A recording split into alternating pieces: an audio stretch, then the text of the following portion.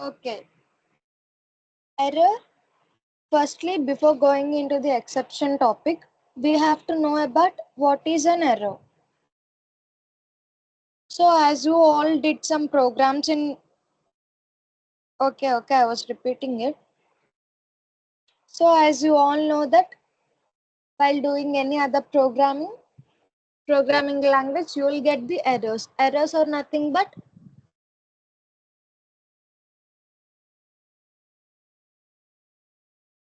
the syntactical errors or the any code which is not correct in that programming language. So errors are of two types. The first one is runtime errors and the second one is compile time errors. So what is meant by a compile time error? Compile time error are nothing but, I'll share my screen so that you can see it visibly. Let me share my screen. Give me a second.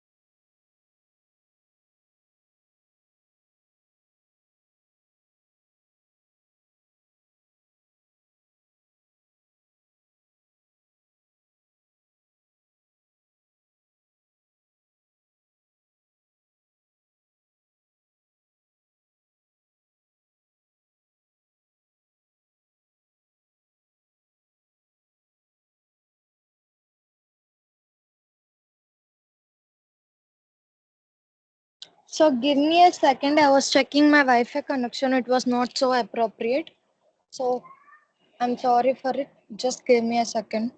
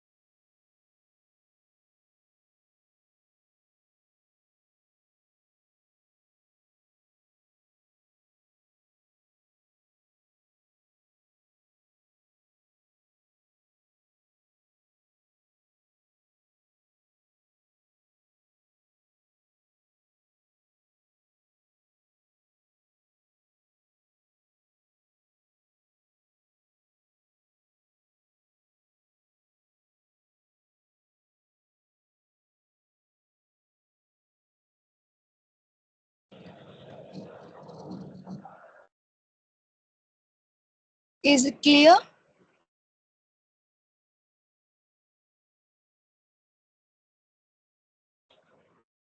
Okay, see.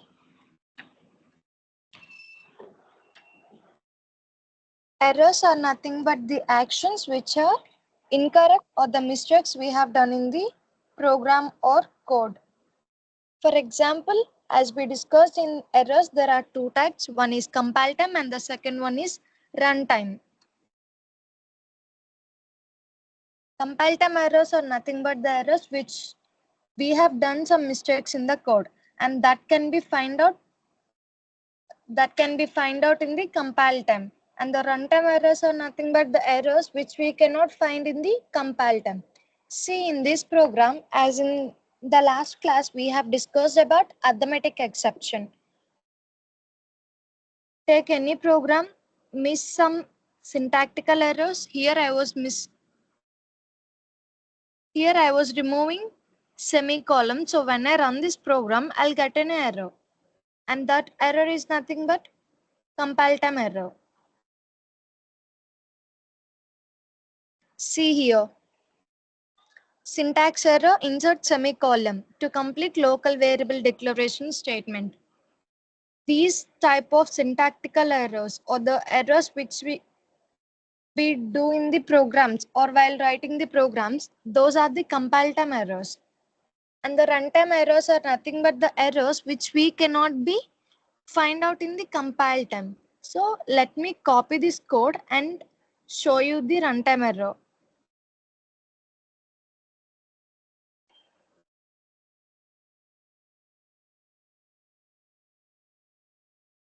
So we haven't discussed about try and catch blocks.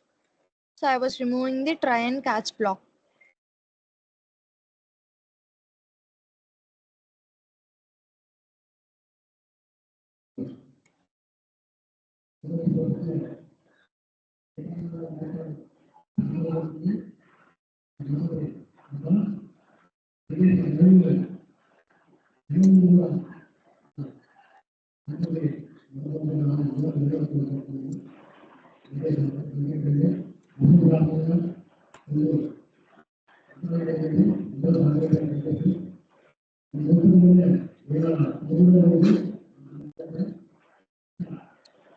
So here I was taking the exception 1 as a class name and I was taking the variable x, a and b and I assigned a is equals to 10 and I assigned b is equal to 0.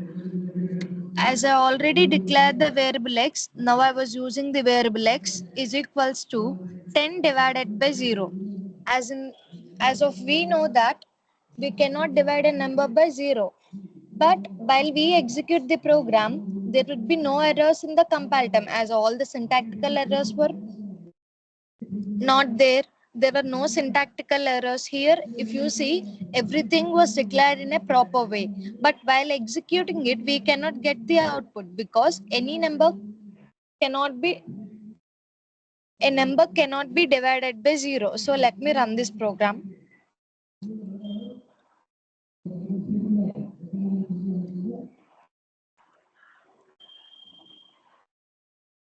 So if you have any doubts about it, just ask me while I was executing it or while I was saying the concept so that it might be clear for you.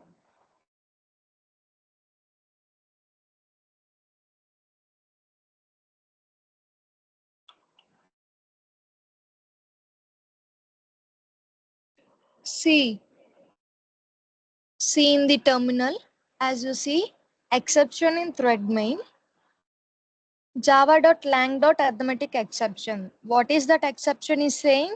Cannot be divided by 0.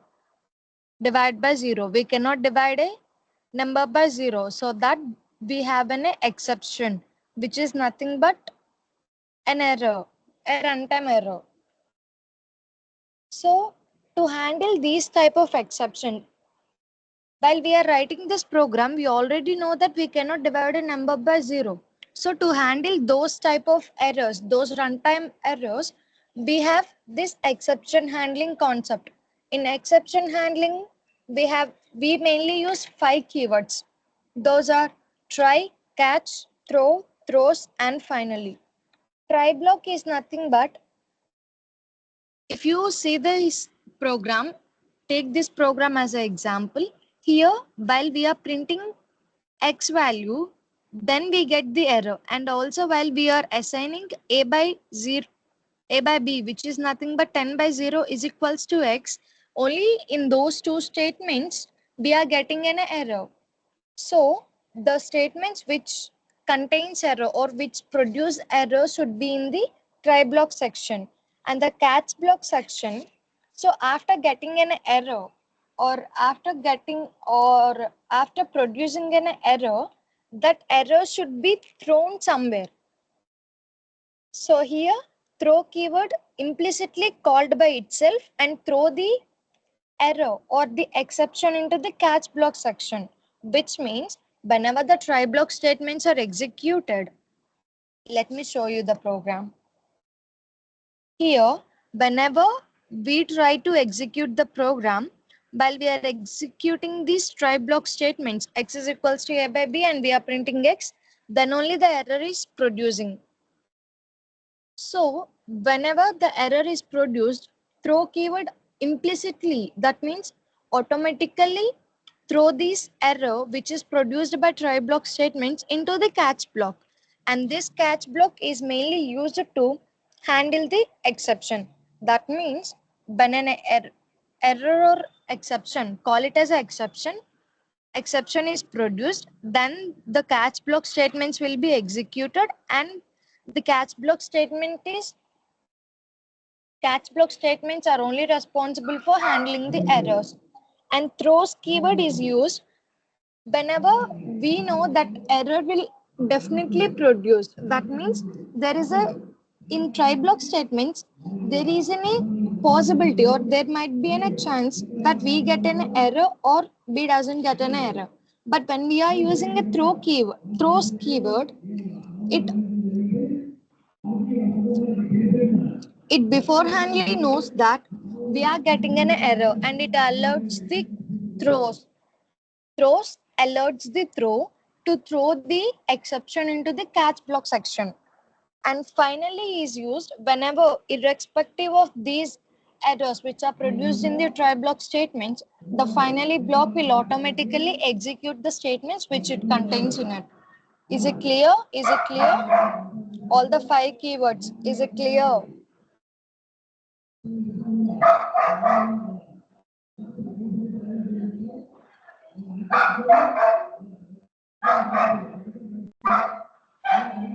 Okay. So in these exceptions, we have arithmetic exception, null pointer, number format, and array index out of bound. To avoid the errors, I previously written the code and executed it. So now I will just give you the brief intro about or brief explanation about the exception and how to handle these exceptions. So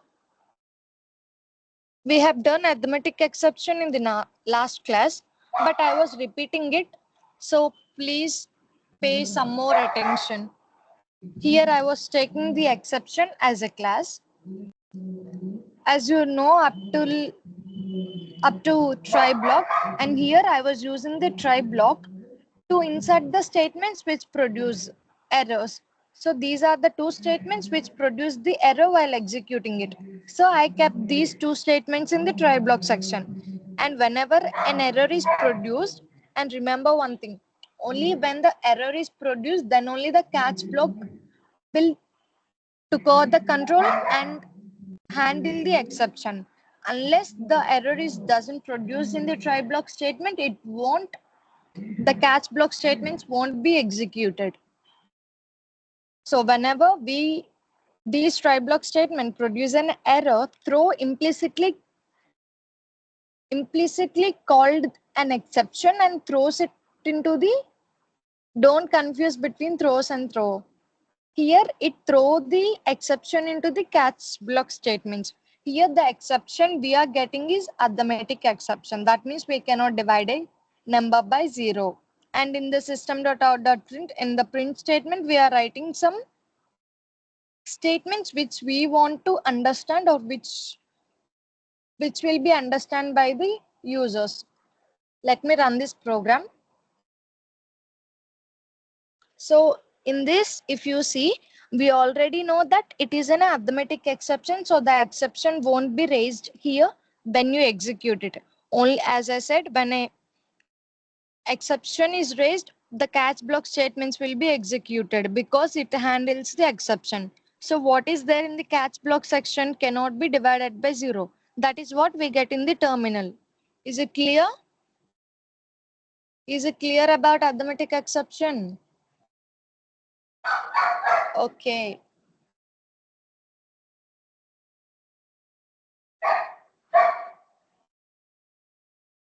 So Here we are going to discuss about array index out of bound.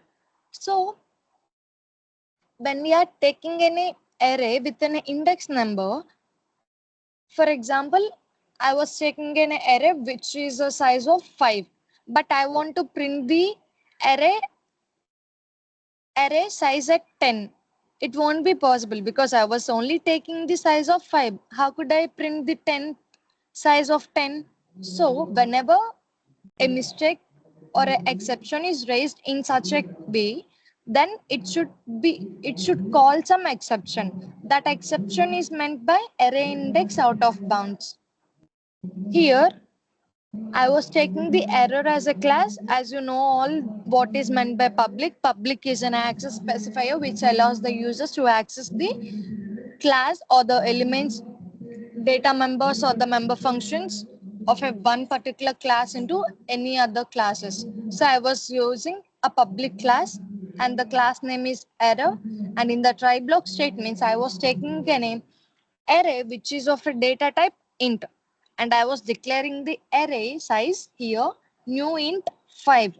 That means we are taking an array which is a int data type and the size of the array is 5. But in the next statement, as you see here, we are printing the a of 10. That means array size 10. Whatever the element there in the size 10, we are printing it. But we have only taken size of 5. So we'll get an error. So while executing the program, we won't get any output. So to avoid those chances of not getting the output, we are using the catch block statement. Here in the catch block statement, I have returned the exception name. What is exception name here? Array index out of bounds exception. And here I was taking this exception as E. And in the next statement, in the print statement, I was taking error colon index out of bounds. Array size is 5. That means we have only taken the size of 5. You cannot print the size more than 5. In the next statement, I was printing the e.get message. Let me run it and you will see how this code works. See here. Error colon index out of bounds, array size is 5. We get the same whatever there in the catch block section. We get the same output. And in the next line here, while we are printing get message, we are getting index 10 out of bounds for length 5. That means we are getting a message that only the length is 5, but you are trying to print the 10th size. It is out of bound. That means there is no value. Is it clear? You want to send me the codes? Do you want me to send the code?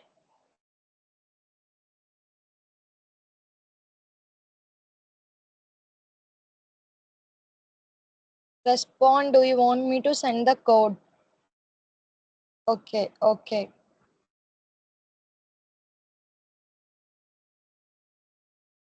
Okay, I'll send it at the end of the class.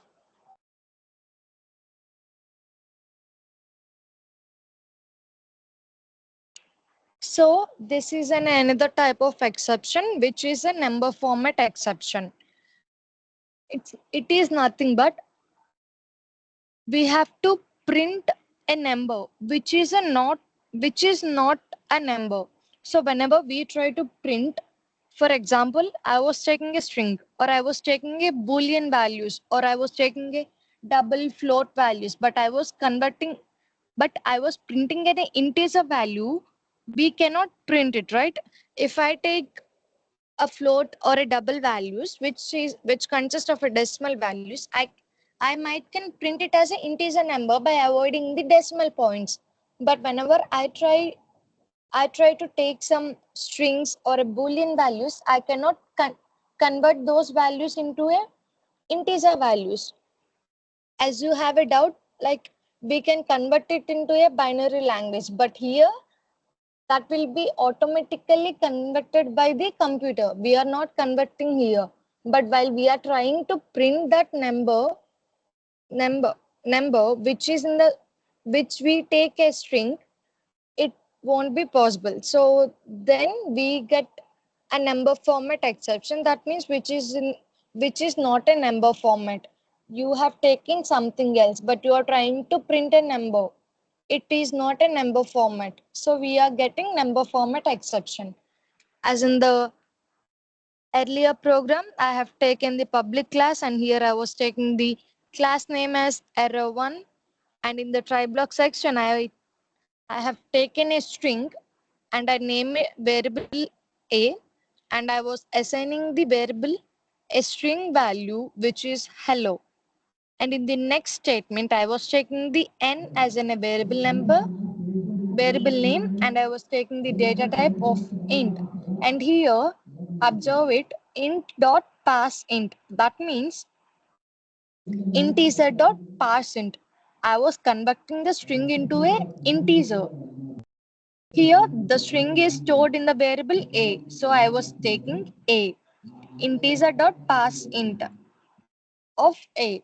And in the catch block section, while you are trying to convert a string into an integer, which is not in a number format, you will get a number format exception. And in the catch block statements, we have written two print statements. As you know that the first statement will be printed and the second statement will give you the message.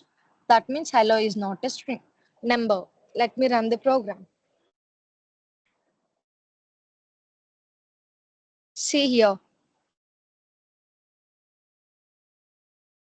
See, it is a string and cannot be changed into an integer. For input string hello, that means you are taking the input string which is a hello. How could you print a integer or a number? So here we have raised a number format exception. And the last exception is null pointer exception. That means while I was taking 0 or I was assigning a variable value is 0, the value is 0, but if I try to print the length or if I try to perform any operations on it, it will show it is a null pointer. That means its value is 0. You cannot perform any operations on it. If you see, I cannot add 0. I can add another number, but I cannot perform any addition or subtraction on the null, or I cannot find the length of the null. I cannot concat the two null variables. So here I was checking the array2 as a class name, and in the try block section I have taken a string and I have assigned a is equals to null. In the default, that is nothing but a is equal to 0.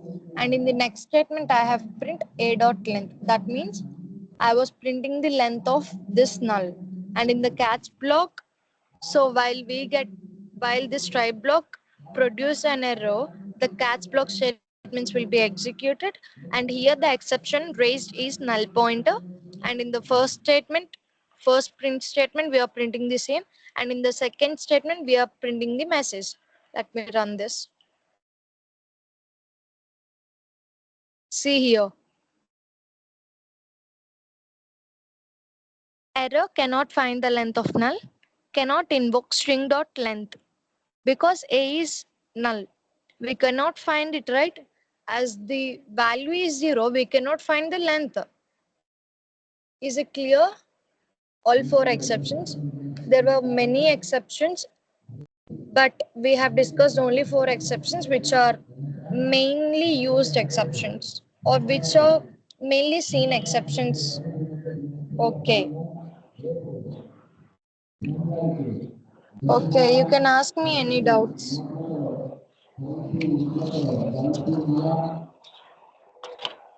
Okay, okay. So if you remember, on in the previous classes we have discussed about inheritance topic. Did you remember it? Did you remember it? In the previous sections we have discussed about inheritance while we are discussing OOPS concept. So in the tomorrow class I want to discuss about interfaces.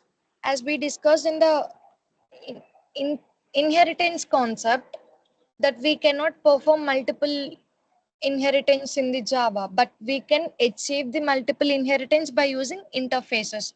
So in the tomorrow class, I'm going to discuss about interfaces, and there are two ways in the interfaces we can develop multiple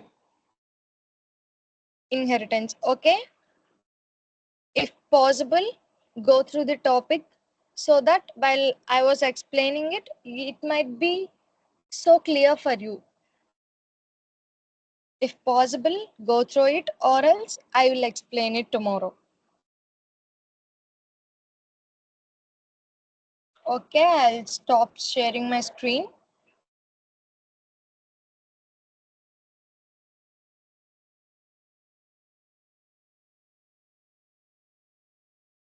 Let me take the attendance. Before that, I'll send the codes.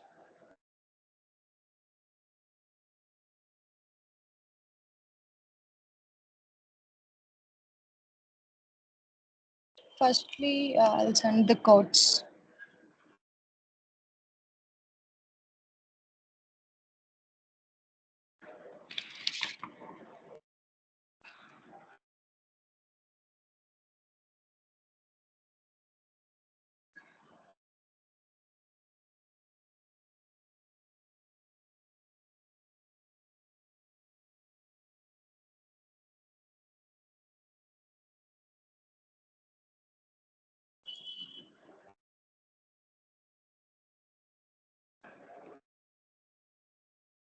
I'll take the attendance. Don't leave. Wait.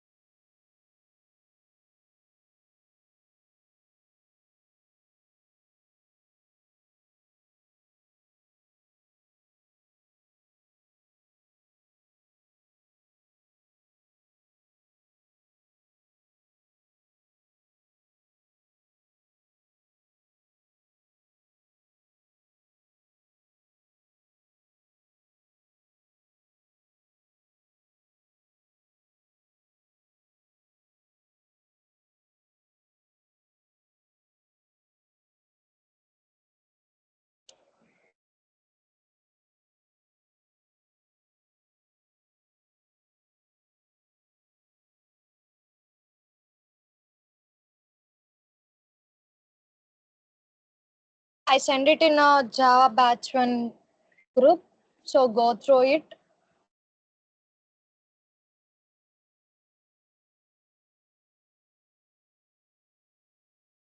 Okay, let me take the attendance.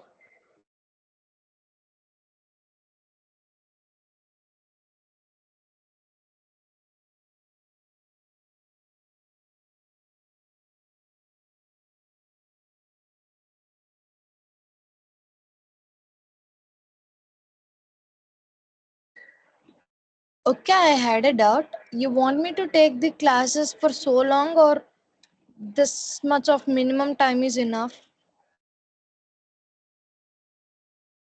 As we have classes from 6:30 to 8, is this time period is enough, or should I take it along?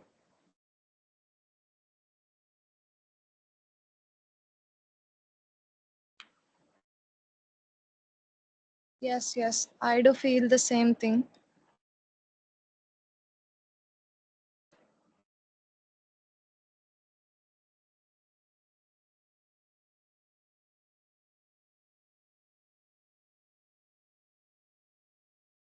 If we have a lot of concepts to be discussed, then I can definitely take. But today we have discussed the four topics in a short time period, so it might be okay.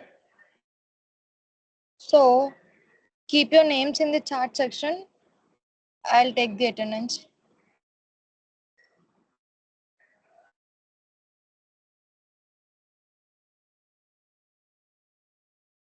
Okay, let me ask you a question. We have 20 members in the attendance Excel.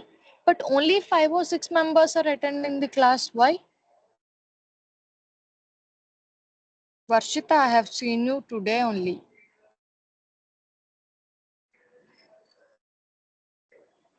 What about remaining?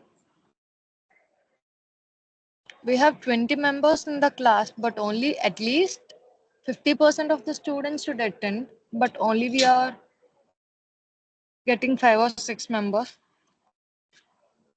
Yes, yes.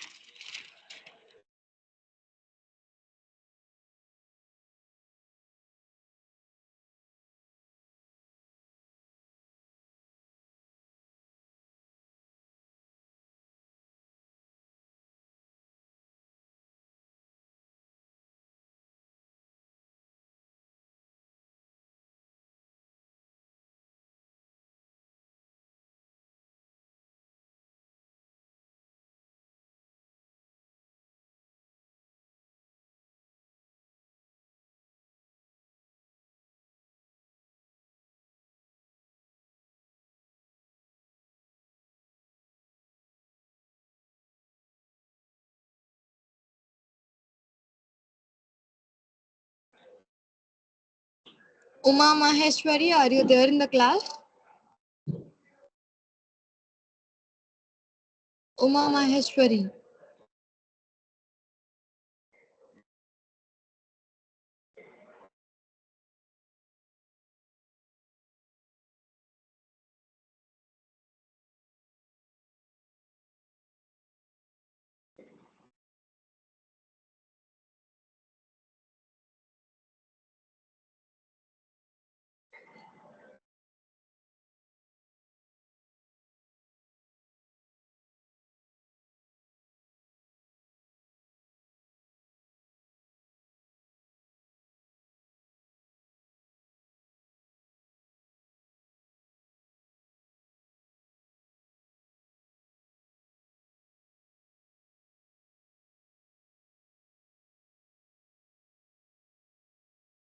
Uma, are you there?